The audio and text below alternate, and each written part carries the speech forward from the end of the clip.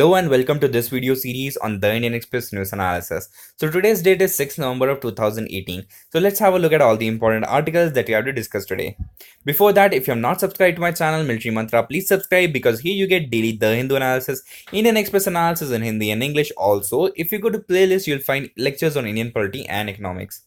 So the important article that we're going to discuss from the left side is about the China-Pakistan role. We'll try to discuss it holistically, why China is actually supporting Pakistan and why Imran Khan has visited Saudi Arabia and then followed by the China.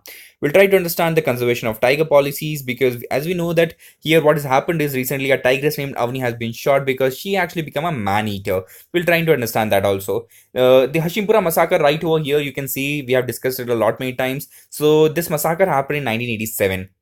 The recent verdict given by the Delhi High Court said all those people who are involved in will be actually go for the life imprisonment. But what we understand here is about the justice delivery which is happening in our country. Also, there's two more thing important here because this is not the first time this massacre has happened because there are a lot of other incidents in 2002 Gujarat or 1984 of anti-Sikh riot. There are so many riots. But if we want to keep our country peaceful, we need to understand such massacres should stop happening.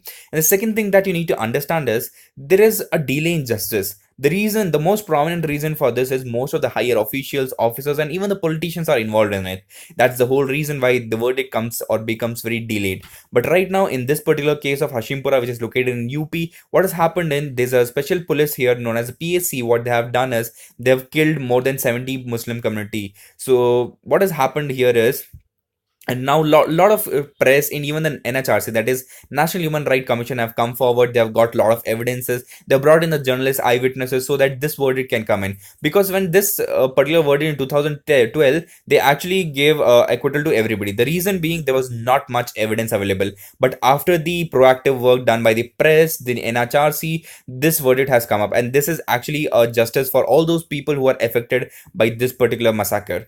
And this below here is about the Indian naval hero, and his name is basically the Vice Admiral Manohar Prahlad Awati. So he has done a lot of contribution from 1971 war. He has been a commander of National Defense Academy. Also the circumnavigation theme, like the beginning of circumnavigating across the world, was started by this particular person known as Manohar Prahlad Awati. Also he was known as Manu Awati. People from Indian Navy can recognize him. Recently he died on 4th November. So his contribution remained alive in the Indian Navy. So the next article that we're going to discuss is right here, RBI. We have discussed this enough. We have understood how government is trying to interfere, trying to transfer the fund from the reserves to the government coffers. Second thing is about the institution of a payment body which can actually regulate the payment. But RBI has shown a complete dissent because they feel that payment is a part of banking.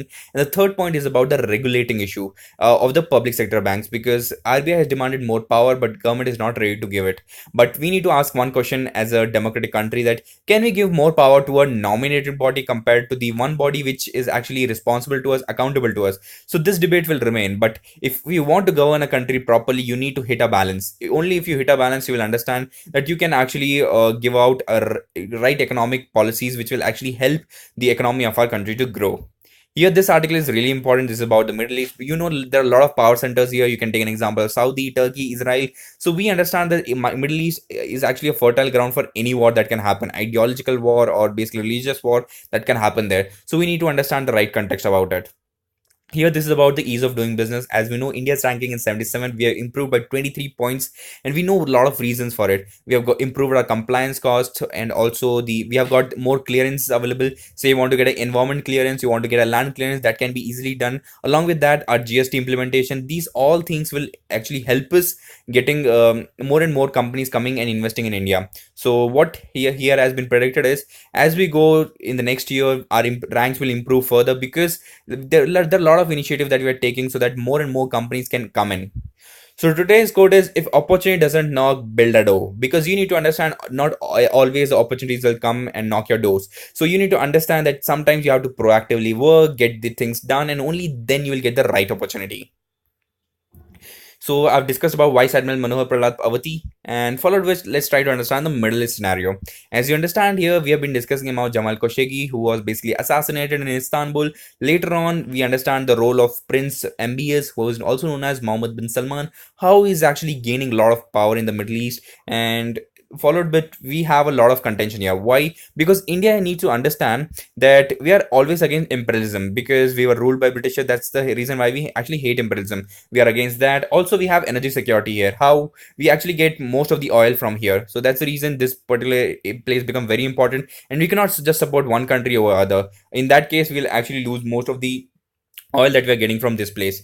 Moving forward, there's a concept of secularism also here, because we cannot just support one religion, because we ourselves support every religion in our country. Also, we try to like support every minority. Say we are supporting Palestine in their cause, we actually advocate the two-state theory also. But here you need to understand there are a lot of strong points. Here you see Saudi Arabia, his capital is Riyadh. His crown prince right now, Mohammed bin Salman, is become very powerful here.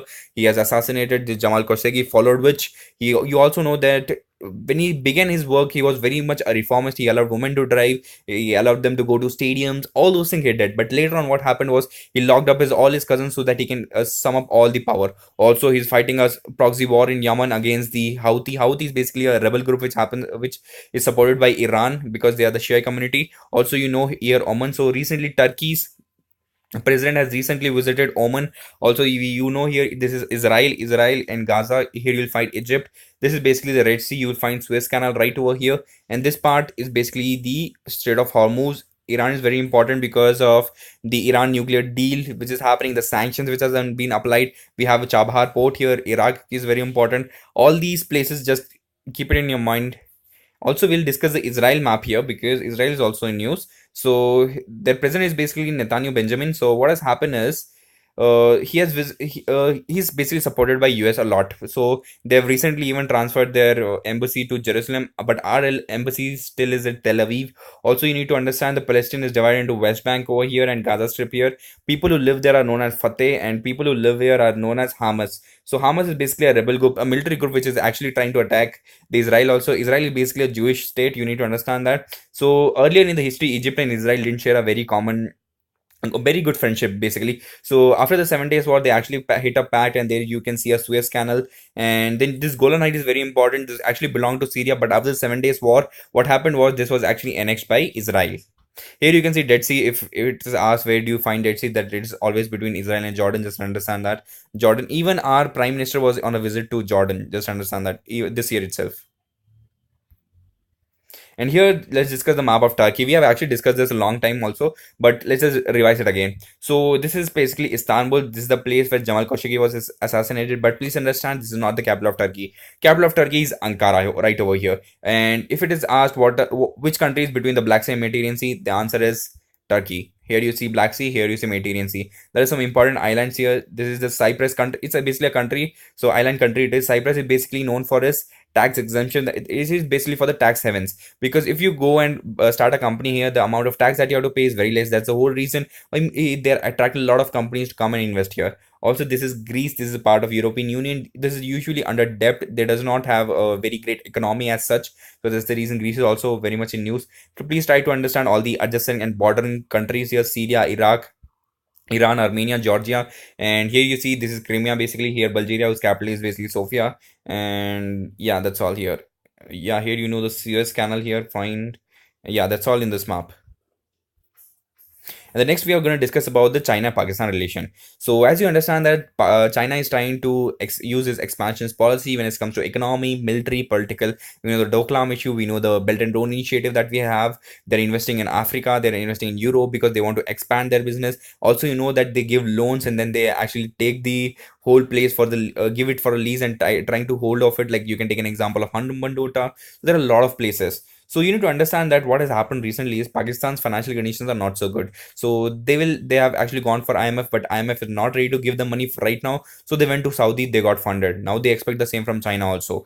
But if you understand, even the morning video I have told you that China is trying to get more and more power even in SARC nation. So in SARC is basically it's a accumulation of southeastern regional cooperation. Okay, so what happens here is China here is only an observatory nation. Okay, they want a permanent membership in SARC, but we are trying to negotiate there, because if China and Pakistan becomes a member, together. So what they will do a grouping, and they can work against us within the group. Also they can instigate other countries against us. So we are trying to have a negotiation with them. Also you need to understand that we have a lot of controversies when it comes to dealing with China and Pakistan. We have something called as CPEC, which is part of Belt and Road Initiative. It is known as China Pakistan Economic Corridor, which passes through the region which belongs to India. That's why our sovereignty gets hurt, and that's the whole reason why we don't support CPEC.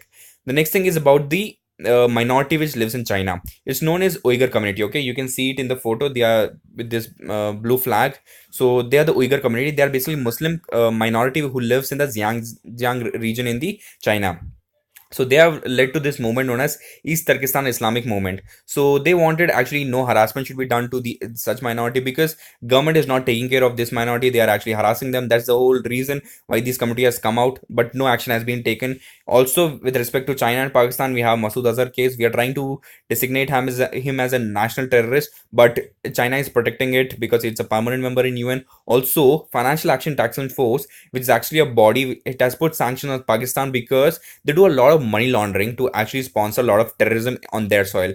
So that is also an issue. They are also, China is trying to support Pakistan's move into NSG, whereas they are actually blocking our name when it comes to joining the NSG. So all these are bone of contention between India, China and Pakistan. Once these are resolved, we can happily actually live, but that's not going to happen in the near future, because we understand geopolitics is very complex. It's all about your economic prosperity. If you find that doing trade with one country is very good, then you will do it irrespective of whether somebody is a good friend or not. So here we're talking about all weather partnership between China and Pakistan.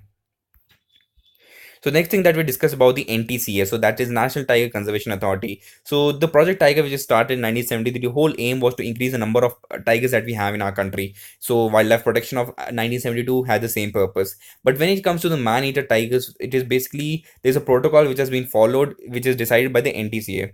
So you need to understand the tigress name here was Avni, which is located in Maharashtra. So you need to understand, if you live in any of these states, you need to understand all the important tiger reserves that are in your state. You can take here example of Karnataka, Dandeli, it is there, then Nagarhole is there, then Bandipur is there. You can find your Corbett is there, then Ranthambore is there.